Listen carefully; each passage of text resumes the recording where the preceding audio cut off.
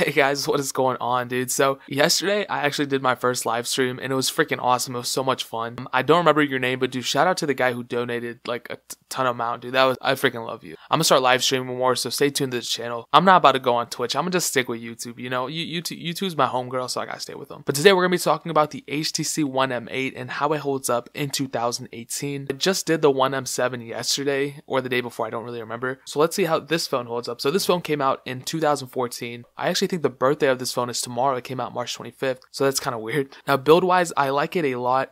I think I like the One M7 more. I think the One M7 was the best built phone in my opinion. This one feels a little bit more plastic. I can't tell if this is plastic or aluminum or hard plastic, but it is unibody, so you can't remove the back. There's no removable battery or anything. I'm pretty sure this is an IR blaster up top. But on the front, you have a 5-inch IPS panel. It's 1080p, same as the HTC One M7, and it's not bad at all. You know, 1080p is sharp enough for me. You also have a 4-megapixel camera on the back. Now, it is a dual sensor, so you have a little camera up top too, and that is mostly for the blur effect. It's not that good. I don't know what HTC was doing by doing the ultra pixel thing, but if you look at the front, this is a weird observation. The front camera is 5 megapixels, so the front camera has more megapixels than the back camera. Now, megapixels aren't everything, but that is kind of weird that that's the case. You also have front-facing speakers, which are amazing. I love front-facing speakers so much. I could marry them if they wanted to, hit me up. Now, the cool thing I love about this phone, and I remember watching videos back in the day about people reviewing it, was double tap to wake. So this phone does have it.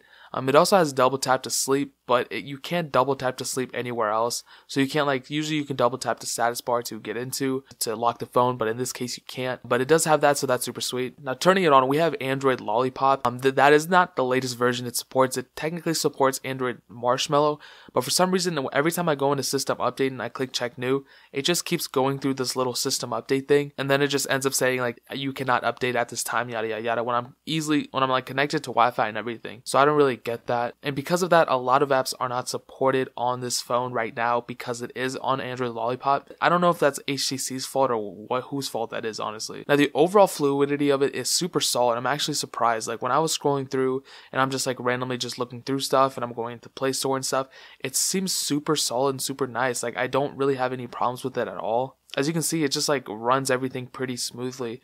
It's noticeably smoother than the One M7, and it should be because it's a newer phone. Now, the one thing I'm not a fan of, though, is Htc Sense Ui. I was never really a fan of it. This is the thing. We were not able to download the update. I just keep getting that. I don't know what the problem is there. I'm sure if I Google it, I could fix it, but I don't feel like doing it right now. No, Htc Sense Ui, I never liked it. It just seems kind of weird, and you can just see it. It just looks kind of, I don't even know how to explain it, like childish almost, but not really. I feel like it's trying to go for a more professional look, but it ends up like going backwards and making it look more childish in a way. One thing I am a fan of, though, is the clock widget. I wish Apple could just add widgets in iOS. I always love that clock widget up top. I think that looks super sleek. And when I had my old Androids, I used to like get the widgets and just put them on there. And one of the widgets I had was the clock UI that looked like this. Now performance wise, it has a quad core processor clocked in at 2.3 gigahertz. It has 2 gigabytes of RAM and an Adreno 330 GPU. And I really wish they upgraded the RAM because the One M7 had 2 gigabytes of RAM too. So it's kind of weird that they kept it the same thing. I guess they didn't have to upgrade any parts there, but I really wish they did upgrade the RAM. It isn't noticeable, but in a world now where like the bare minimum phones have like 3 gigs of RAM, it's just kind of weird, Now it's not flying in performance, it's not a performance beast or anything, but I'm just surprised that this phone, can still handle its own. Gaming isn't too bad either. I would say it's pretty much on par with like a Galaxy S6.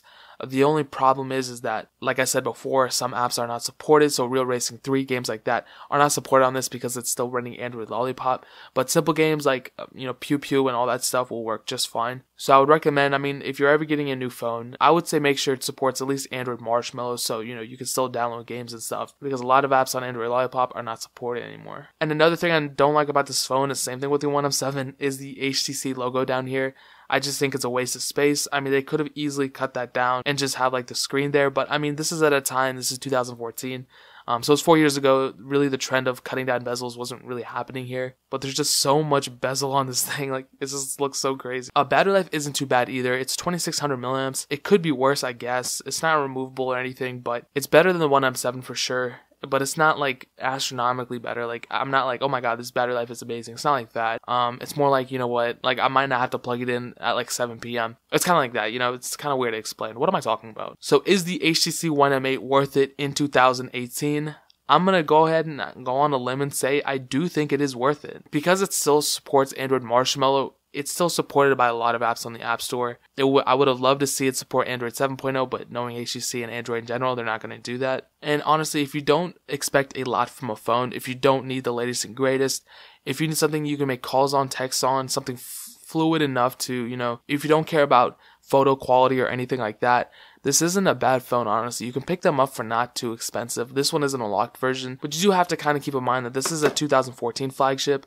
There's tons of phones that came out after this. There's phones now that are like mid-range, that are like much better than this phone. They're much cheaper than this phone was when it came out. So that is pretty much my take on it. If you guys have any questions or anything, leave that down in the comment section below. My camera battery's about to die, so I gotta make this outro quick. Hit the subscribe button. I got a giveaway coming out, iPhone Galaxy, something like that. I know I keep postponing it, but I just keep getting busy. So soon I'll announce it. I might live stream the winner, who knows. Flawlessphone.com. Make sure you guys check it out for the best prices for unlocked phones. If you guys plan on buying this phone, make sure you go on flawlessphone.com and check it out. But more importantly than everything else, I love every single one of you guys, and I hope I'll catch you guys in the next video. Peace out till then.